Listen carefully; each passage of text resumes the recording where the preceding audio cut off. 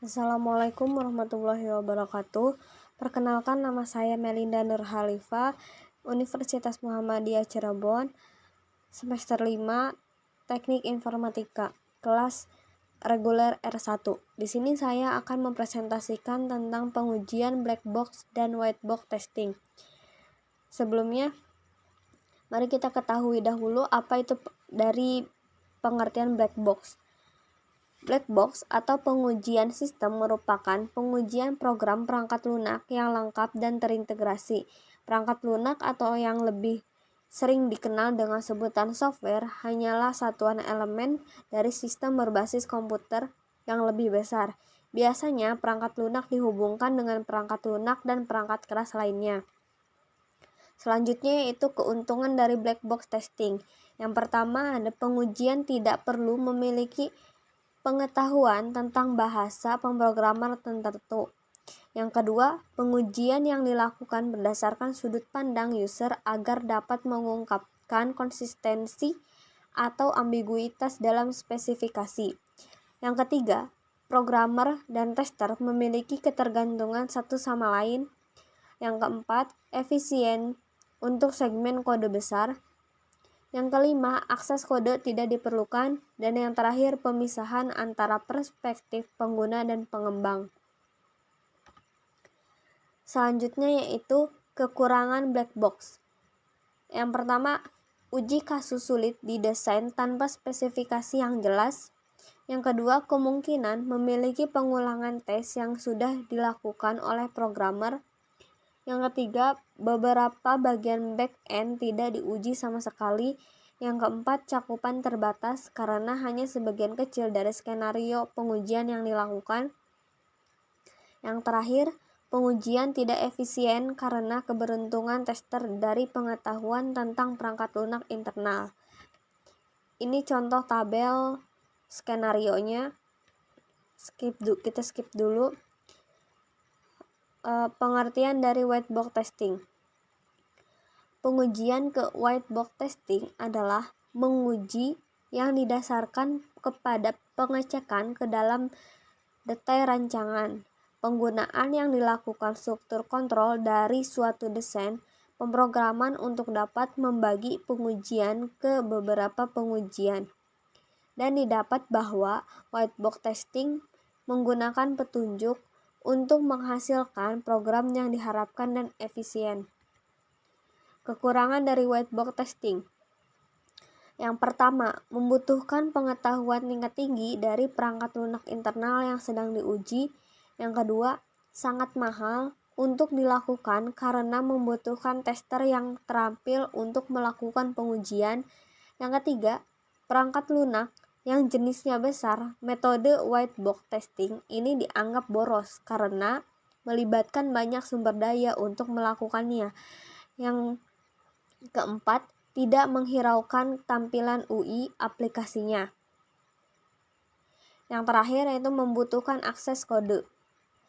Kelebihan dari white box testing: ketidaksesuaian asumsi, menampilkan dan memonitor beberapa asumsi yang diyakini tidak sesuai dengan keinginan atau yang akan diwujudkan untuk selanjutnya akan dianalisa kembali dan kemudian diperbaiki. Selanjutnya itu kesalahan pengetikan, mendeteksi dan mencari bahasa-bahasa pemrograman yang dianggap bersifat case sensitif. Ini contoh flowchartnya.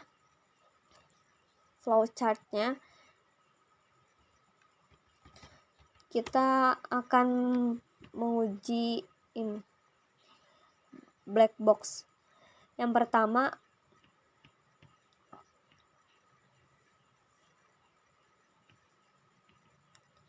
mengosongkan semua isi data lalu klik tombol login.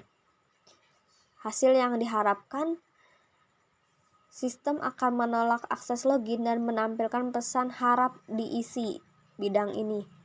Kita coba untuk mengosongkan semuanya lalu langsung login dan tidak bisa, harap isi bidang ini. Berarti kesimpulannya yaitu valid dan hasil pengujiannya sesuai harapan. Yang kedua, mengkosongkan password, isi username lalu klik tombol login. Kita tulis admin, lalu passwordnya kita kosongkan, kita klik login, maka hasil yang diharapkan itu harus diisi bidangnya dan hasil pengujiannya itu sesuai harapan, maka ini berarti valid. Yang ketiga, mengkosongkan username, isi password lalu klik tombol login.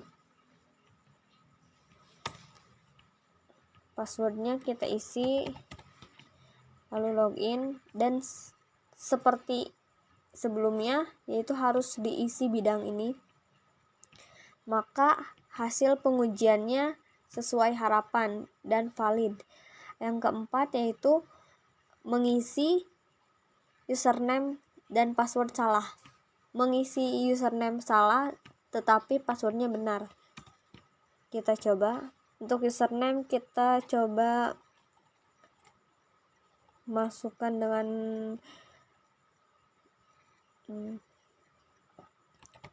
Budi misalnya. Passwordnya admin. Maka login gagal. Username dan password salah. Hasil yang diharapkan sama dan hasil pengujian sesuai harapan, maka kesimpulannya yaitu valid. Selanjutnya yaitu mengisi password salah dan username benar.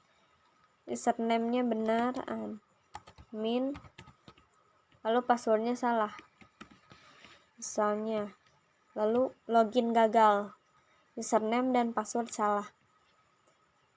Hasil pengujiannya yaitu sesuai harapan dan kesimpulannya valid. Nah, yang terakhir yaitu mengisi password benar dan username benar. Lalu klik tombol login. Kita coba admin, lalu passwordnya admin, kita klik login, maka hasil yang diharapkan langsung tertuju pada form dashboard. Nah, langsung tertuju pada dashboard. Kita coba untuk menambahkan data. Misalnya dengan NIM 2451 dengan nama Yuci, jenis kelamin perempuan,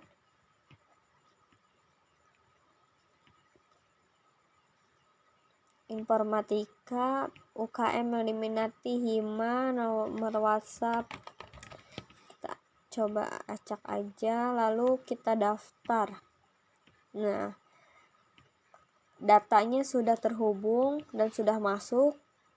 Kita coba untuk mengedit salah satu data tersebut. Kita coba edit bagian nama, misalnya Yuci S. Edit. Maka data sudah terupdate. Kita coba untuk menghapus.